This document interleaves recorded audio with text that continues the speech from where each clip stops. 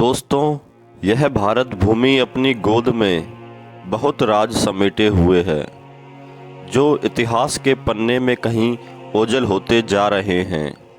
यह कहानी एक ऐसे सम्राट की है जिसने सबसे विशाल व अखंड भारत का निर्माण किया था। उसने पूरे भारत को एक छत्र के नीचे ला दिया था। ऐसे विशाल साम्राज्य की स्थापना न पहले कभी हुई थी न बाद में हो पाई। यह कहानी है सम्राट चंद्रगुप्त मौर्य की। इनकी माता का नाम मोरा था, इसलिए चंद्रगुप्त का नाम चंद्रगुप्त मौर्य पड़ा।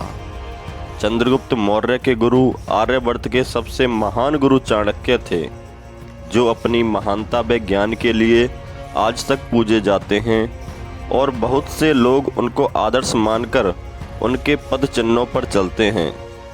तो दोस्तों, बात करते हैं कि यह महान राजा, महान सेना नायक हमारे देश को किस प्रकार मिला। तो आइए हम आपको बताते हैं कि यह बात है ईसा से लगभग 350 वर्ष पहले की। तो उस समय भारतवर्ष में मगध साम्राज्य सबसे समृद्ध व शक्तिशाली था। वहाँ पर नंद वंश का शासन था और घनानंद ने अपने राज्य में बहुत से कर लगा रखे थे। कहते हैं कर लगा कर उसने अपने निजी खजाने में 99 करोड़ स्वर्ण मुद्राएं भर रखी थीं। वह एक अत्याचारी और हमेशा रंगमंच में डूबा हुआ राजा था। और दूसरी ओर सिकंदर की सेना पूरे विश्व को जीतते हुए भारत की तरफ बढ़ी आ रही थी। तो गुरु चाणक्य ने घनानंद के पास जाकर युद्ध की रणनीति व सिकंदर की बढ़ती हुई सेना के बारे में बताया। तो उसने गुरु चाणक्य को अपमानित कर महल से बाहर कर दिया। तो उसी समय चाणक्य ने प्रतिज्ञा ली कि वह नंद वंश का नाश कर किसी योग्य सम्राट को गद्दी पर नहीं बैठा देंगे, तब तक अपनी शिखा नहीं बांधेंगे। तो फिर उसी समय आगे चंद्रगुप्त से उनकी भेंट हुई। चंद्रगुप्त में उन्होंने महान राजा बनने के गुण देखे, तो उसे अपने साथ आश्रम ले गए और उसकी शिक्षा चालू कर दी। चंद्रगुप्त ने भी सभी शिक्षाओं में निपुणता हासिल की और उन दोनों ने मिलकर अपनी सेना बनाई और घनानंद को हटाकर एक अखंड भारत की स्थापना की। और 321 ईसा पूर्व चंद्रगुप्त मौर्य का राज्यारोहण हुआ और उन्होंने 24 वर्ष तक शासन किया। मेगस्थनीज ने चंद्रगुप्त मौर्य के दरबार में 4 साल तक एक यूनानी राजदूत के रूप में सेवाएं दी। और कहा जाता है कि चंद्रगुप्त मौर्य की सेना में 2 लाख पैदल सैनिक, 80,000 अश्वारोही, 8,000 महारथी और 9,000 हाथी थे। यह सेना सुसंगठित और एक मजबूत सेना थी, जिसको परास्त कर पाना बहुत मुश्किल था।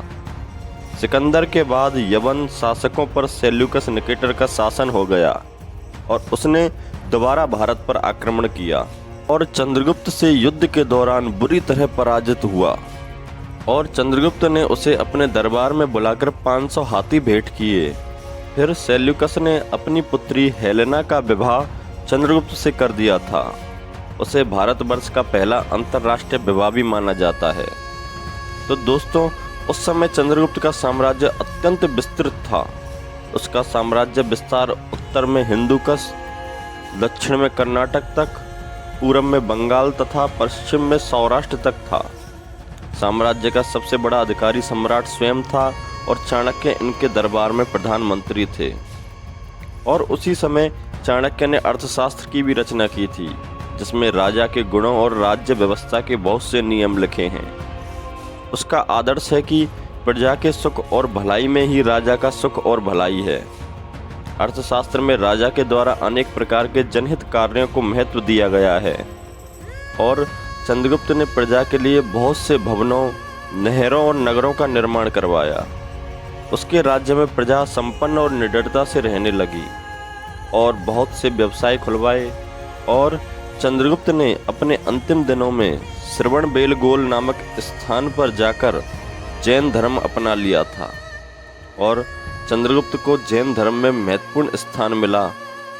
वे स्वामी भद्रभाव के साथ श्रवणबेलगोल में एक पहाड़ी पर रहने लगे और उपवास के द्वारा शरीर त्याग दिया। तो दोस्तों, यह थी इस भारतवर्ष के सबसे महान सेनानायक और मौर्य साम्राज्य के संस्थापक चंद्रगुप्त मौर्य की कहानी। तो दोस्तों, यह कहानी आपको पसंद आई हो तो वीडियो को लाइक और शेयर करें और ऐसी ही इतिहास से जुड़ी वीडियो को देखने के लिए हमारे चैनल को सब्सक्राइब